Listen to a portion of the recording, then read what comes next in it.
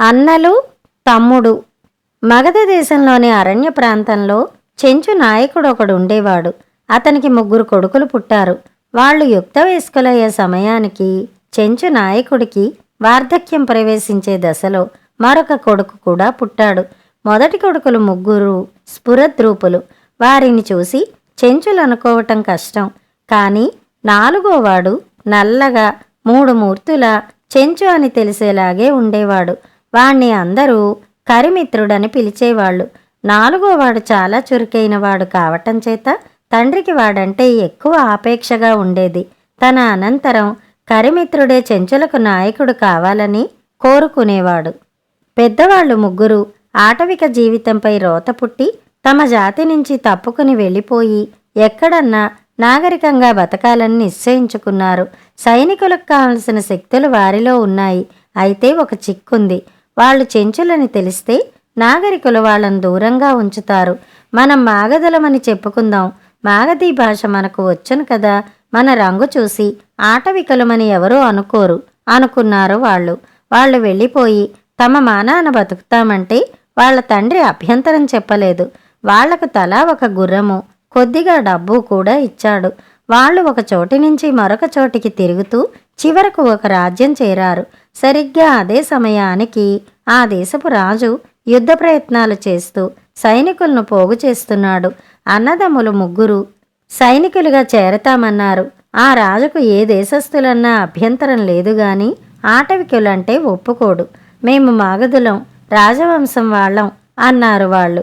ఈ విధంగా వాళ్ళు సైనికులుగా చేరి యుద్ధంలో గొప్ప ప్రతాపం చూపారు.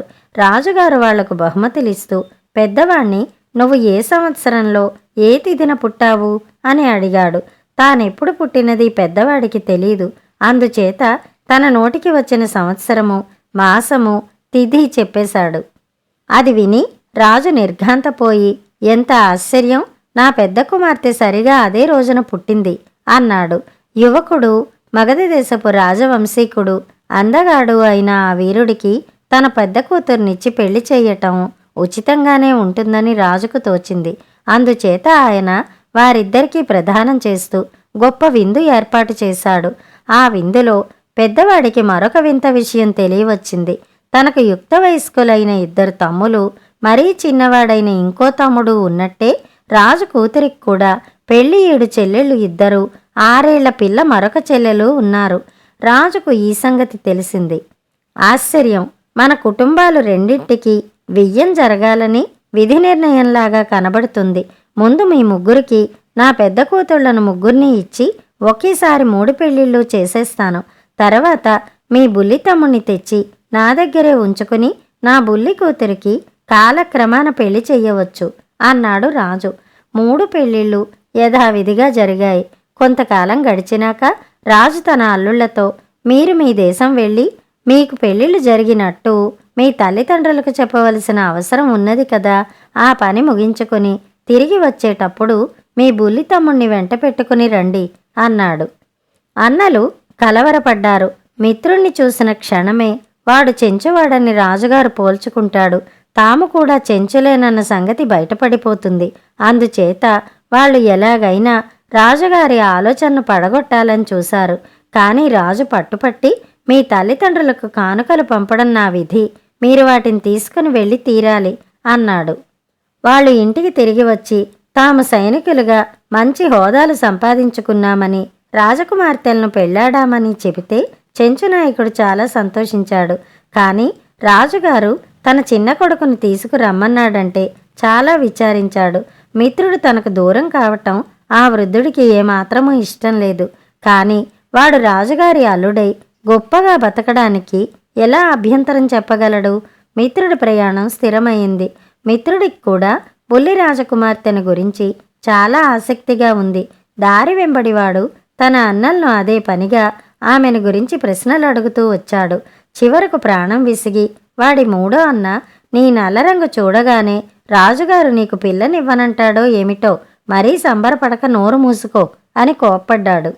ఏ, నల్లగా ఉంటే చెంచులు నల్లగా ఉండరు అన్నాడు మిత్రుడు వింతగా. ఆ మాటే రాజుగారికి తెలియరాదు. ఆయనకి చెంచులంటే చాలా అసహ్యం అన్నారు అన్నలు. అయితే ఆయన మీకు పిల్లల్నిచ్చి ఎలా పెళ్లి చేశాడు అన్నాడు మిత్రుడు. మేము చెంచులమని ఆయనతో చెప్పలేదు, మాగదులమన్నాం. నువ్వు ఆ మాటే అనాలి అన్నారు అన్నలు. నేనలా ఏమీ చెప్పను, చెంచునని చెప్పుకోవడానికి నాకు నామోషి ఏమీ లేదు అన్నాడు మిత్రుడు. అన్నలకు వాడి ధోరణి చూస్తే భయం వేసింది. వాణ్ణి ఏ నదిలోనన్నా పారేస్తే తప్ప తమ ముగ్గురికి ప్రమాదం వస్తుందని వాళ్ళు అనుకున్నారు. మూడో అన్నకు మిత్రుణ్ణి చంపేయాలన్న ఆలోచన తీవ్రంగా ఉంది. పెద్దవాడికి మాత్రం మిత్రుడంటే కొంత ప్రాణం పీకుతోంది. అతనే మిత్రుణ్ణి తన గుర్రం మీద తీసుకుపోతున్నాడు కూడాను. ఒక రాత్రి వాళ్ళు అరణ్య ప్రాంతంలో మజిలీ చేసి తిండి తిని పడుకున్నారు. మిత్రుడు నిద్రపోగానే తాము గుర్రాలెక్కి సాగిపోవాలని, వాడి గతి ఏమైతే అది అవుతుందని వాళ్ళ ఉద్దేశం.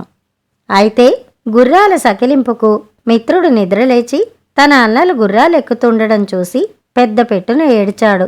మిగిలిన ఇద్దరు తమ గుర్రాలను దౌడి తీయించి వెళ్ళిపోగలవాళ్లే. కాని పెద్దవాడు మిత్రుడి ఏడుపుకు తట్టుకోలేక వాణ్ణి మళ్లీ తన గుర్రం మీద ఎక్కించుకుని బయలుదేరాడు. నన్ను అడవిలో ఒంటిగా విడిచిపోదామనుకున్నారా అని మిత్రుడు అన్నల్ని అడిగాడు. లేదురా, నీ ధైర్యం చూద్దామని అలా చేశాం అన్నాడు పెద్ద అన్న.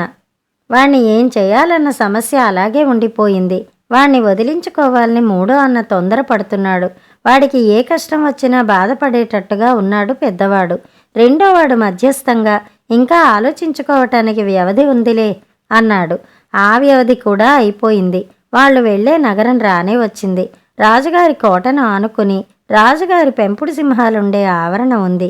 దాని గోడ మీద నుంచి మిత్రుణ్ణి సింహాలకు వేద్దామని ముగ్గురు నిశ్చయించుకున్నారు. ఈ పని తన చేతుల మీదుగా చెయ్యటానికి మూడో అన్నే సిద్ధపడ్డాడు. తన మూడో అన్న తన్ను చేతులతో ఎత్తి పట్టుకున్నప్పుడు మిత్రుడు అభ్యంతరం చెప్పలేదు. ఇది కూడా తన ధైర్యాన్ని పరీక్షించడమే కాబోలు అనుకున్నాడు. మిత్రుణ్ణి సింహాల ఆవరణలో పడేసి ముగ్గురు కోటకు వెళ్ళిపోయి తమ తమ్ముడు చనిపోయాడని రాజుతో చెప్పారు. లోపల పడిన మిత్రుడికి అదృష్టవశాన దెబ్బలు తగల్లేదు. వాడొక సింహం మీద పడ్డాడు. సింహాలు వాడి చుట్టూ మూగి వాసన చూశాయి, కాని వాణ్ణి ఏమీ చెయ్యలేదు.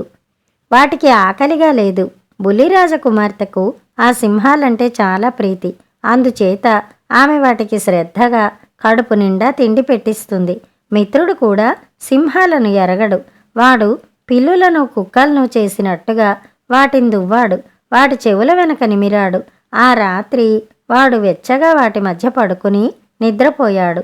మర్నాడు ఉదయమే రాజుగారి బుల్లి కూతురు కళ్యాణి సింహాలకు తిండి పెట్టించటానికి వచ్చి సింహాల మధ్య ఉన్న మిత్రుణ్ణి చూసి నిద్రలేపి, ఎవరు నువ్వు? ఈ సింహాల ఆవరణలోకి ఎలా వచ్చావు అని అడిగింది. మిత్రుడు ఆమె అందం చూస్తూనే, నువ్వు రాజకుమార్తె కళ్యాణి కదూ అని అడిగాడు. అవును, నీకెలా తెలుసు? నిన్నెప్పుడూ చూడలేదే అన్నది కళ్యాణి. నిన్ను గురించి చాలా చెప్పారులే, నిన్ను పెళ్లాడడానికే నన్ను తీసుకొచ్చారు అన్నాడు మిత్రుడు. అయితే ఇంతకు నువ్వెవరు అన్నది కళ్యాణి. మిత్రుడు ఆమెకి తెలిసిందంతా చెప్పాడు. 7 ఏళ్ల పిల్లే గాని కళ్యాణి చాలా తెలివిగలది. మా నాన్నకు ఆటవికులంటే అసహ్యం. నిన్ను చూసి చెంచువని మా నాన్న గుర్తిస్తాడని భయపడి మీ అన్నలు నిన్ను ఇక్కడ పారేశారు. వాళ్ళు చాలా చెడ్డవాళ్ళు. నువ్వు మంచివాడిలా కనబడుతున్నావు. మీ అన్నల సంగతి రహస్యంగా ఉంచుదాం, లేకపోతే మా అక్కలు ఏడుస్తారు. నిన్ను నా గదిలో దాస్తాను అన్నది కళ్యాణి. ఆమె మిత్రుణ్ణి తన సొంత గదిలోకి తీసుకుపోయి తన కోసం సిద్ధంగా ఉన్న భోజనంలోనే అతనికి కూడా పెట్టింది. మిత్రుడు అక్కడే రహస్యంగా ఉండిపోయాడు. కళ్యాణి రోజూ వచ్చి కబుర్లు చెప్పేది, ఆహారం తెచ్చిపెట్టేది. వాళ్ళిద్దరికీ మంచి స్నేహమైంది. 5 ఏళ్లు గడిచిపోయాయి. ఒకనాడు రాజుకు అనుమానం వేసింది. తన బుల్లి కూతురు అతి తరచుగా తన సొంత గదికి వెళ్ళి కూర్చుని గంటలు గంటలు ఎలా గడుపుతున్నదా అని.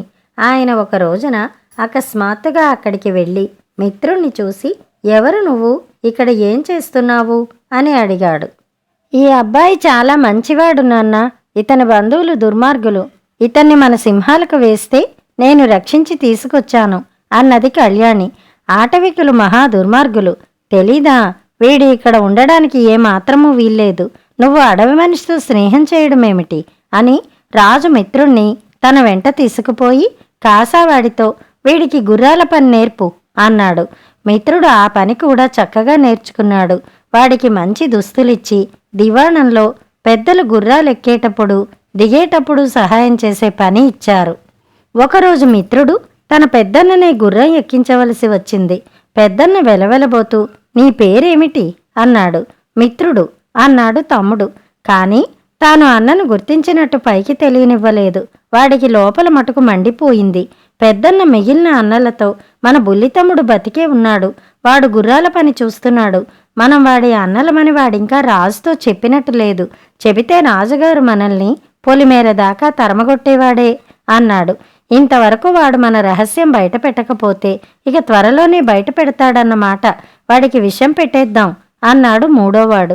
పెద్దవాడికి మిత్రుడంటే ఇంకా మమకారం ఉంది.